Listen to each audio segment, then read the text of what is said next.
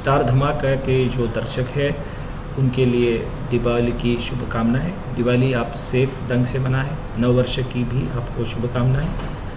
मैं नीलेश मंडलेचा, मैं एक साइकोलॉजिस्ट हूँ और मैंने MBA किया है ह्यूमन रिसोर्स मैनेजमेंट में। मैं 50 से ज़्यादा कंपनीज़ में ट्रेनिंग प्रोग्राम लेता हूँ और काउंसलिंग का 13 साल से काम कर रहा हूँ।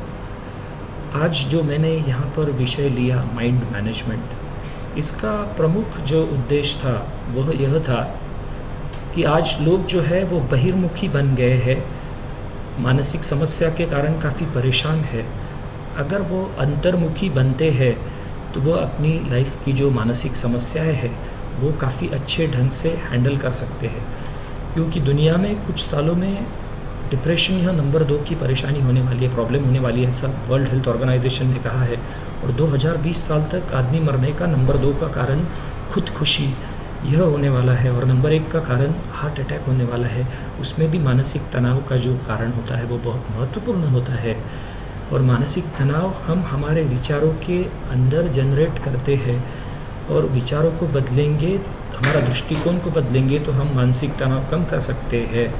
पर भारत के अधिकतर लोग बहिर्मुखी बने हैं, वो अंतर्मुखी नहीं हो रहे हैं, बाहर अपनी मानसिक समस्या का हल ढूंढने के लिए जाते हैं। तो मुझे लगता है कि वो अपने अंदर अगर झांकेंगे और अपने मानसिक समस्याओं का हल अगर निकालने की कोशिश करेंगे आज तो के यूथ को आप क्या मैसेज देंगे कि वो अगर डिप्रेस हैं तो किस तरह का उनको वर्कआउट करना चाहिए कि वो डिप्रेशन से बाहर आ जाएं? क्या है, देखिए कि काफ़ी मैं MBA के लिए भी पढ़ाता हूँ। मैंने देखा हुआ है मेरे काफ़ी स्टूडेंट जब उनको प्यार में कुछ प्रॉब्लम शुरू होता है या लाइफ में कुछ फ्रस्ट्रेशन चला आता है तो वो काफ़ी डिप्रेस हो जाते हैं।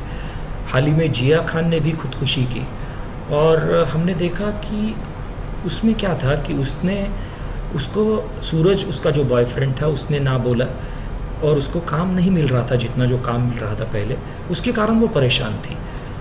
और अगर उसके कारण अगर उसे दुख होता था तो फाइन, पर उसने क्या कंक्लूजन निकाला कि life is bad, life he bad है, और उसके कारण उसने खुदकुशी की। तो मतलब क्या है कि ज़िंदगी में सारी चीज़ें मेरे मन के जैसी नहीं होती है, कुछ चीज़ें मेरे खिलाफ होती है और कुछ चीज़ें मेरे फेवर में होती है।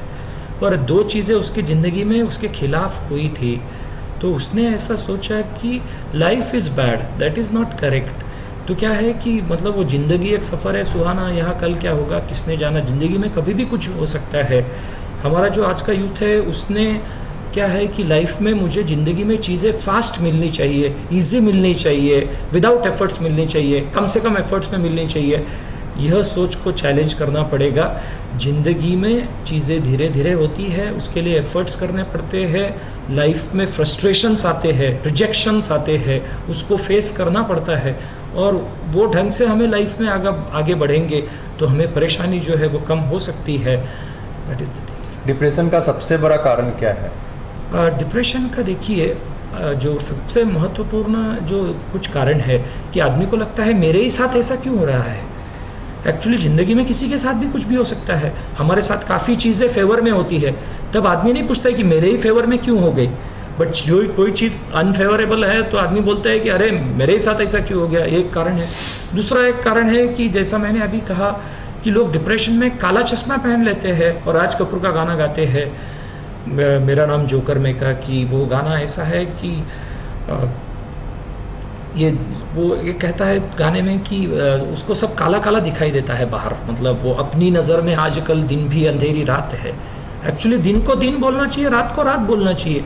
बट डिप्रेशन में आदमी काला चश्मा पहनता है तो उसे सब बाहर की चीज़ें जो है वो काली काली नज़र आने लगती है, और फिर उसके कारण वो परेशान हो जाता है।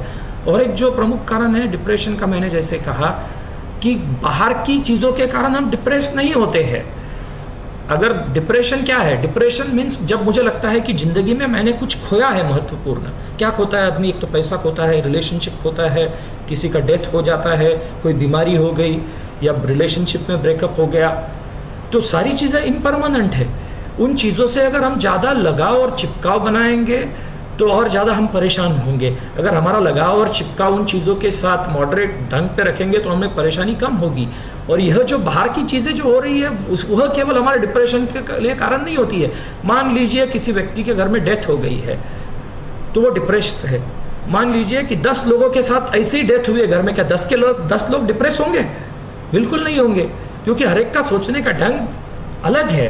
तो मतलब क्या है कि अगर हमने हमारा सोचने का ढंग अगर बदला हमारे लाइफ के प्रॉब्लम के बारे में, तो हमारा डिप्रेशन हम जरूर कम कर सकते हैं डेफिनेटली। आप एक साइकोलॉजिस्ट हैं, आपके पास ज़्यादातर किस तरह की केसेस आई हैं? मेरे पास तो जो है आज तो देखता हूँ कि डिप्रेशन और एंजाइटी के कारण जो लोग परेशान होते हैं वह काफ़ी आ रहे हैं। उनके कारण जो है मैं देख रहा हूँ कि गिल्ट काफ़ी लोगों को होता है, हर्ट होता है अपने दिमाग के अंदर। फिर कुछ लोगों को बदले की भावना होती है, गुस्से की भावना होती है। यह भी देखा गया है। मैरिज में प्रॉब्लम आते हैं कई बार, जो है वो पेरेंट्स जो है वो बच्चों के पीछे पड़ जाते हैं, और बच्चे और पेरेंट्स के पीछे जो रिलेशनशिप है उनमें प्रॉब्लम दिखाई देता है। और काफ़ी यूथ जो है वो फेसबुक, इंटरनेट या टीवी का एडिक्ट हो गया है, व्हाट्सएप का एडिक्ट हो गया है, और सोते ही नहीं रात में, और वो भी एक परेशानी है। काफ़ी ऐसे मानसिक समस्या का परसेंटेज ही बढ़ गया है समाज में, और लोग जो है वो बाहर कहीं तो भी जा रहे हैं और अपने अंदर नहीं देख रहे हैं। आज अगर देखेंगे तो वर्ल्ड में ऑस्ट्रेलिया में 33% लोग साइकियाट्रिक मेडिसिन ले रहे हैं, इंग्लैंड में 25%, यूएस में 33%, और 33-35। मतलब एक तरफ देखेंगे तो सब कुछ है, पर इतने बड़े पैमाने पर लोग मेडिसिन क्यों ले रहे हैं? इतने बड़े पैमाने पर लोगों को मेडिसिन की ज़रूरत नहीं है। अगर हमें खुश रहना है तो दो चीज़ें की ज़रूरत है। पहली चीज़ रोटी, कपड़ा और मकान। पर रोटी, कपड़ा, मकान होने के बाद भी हम खुश नहीं हो सकते। दूसरी चीज़ हमें ज़रूरी है कि जीवन के तरफ देखने का प्रॉपर एटीट्यूड, सोचने का ढंग अगर वह प्रॉपर रहेगा तो ही हम हमारा जो है वो खुश रह सकते हैं। नहीं तो क्या है कि हम परेशान ही लाइफ में हो सकते हैं। लास्ट सवाल आपसे। नीरज जी, आप तो ज्ञान के भंडार हैं, आपसे बात करते रहें तो हमें टाइम भी कम पड़ जाएगा। स्टार धमाके के दर्शकों को आप क्या संदेश देना चाहते हैं? कि अपने मन के तुम मालिक बनो, अपने मन की गति जो है वो तुम खुद डिसाइड करो, अपने आप के शरण में जाओ और किसी के शरण में मत जाओ, अंतर्मुखी बनो, अपने भावनाओं का रिमोट कंट्रोल अपने हाथ में लो, बाहर के लोगों के या बाहर की परिस्थिति के हाथ में मत दो। यही मैं संदेश यह चैनल के माध्यम से लोगों को देना चाहूँगा।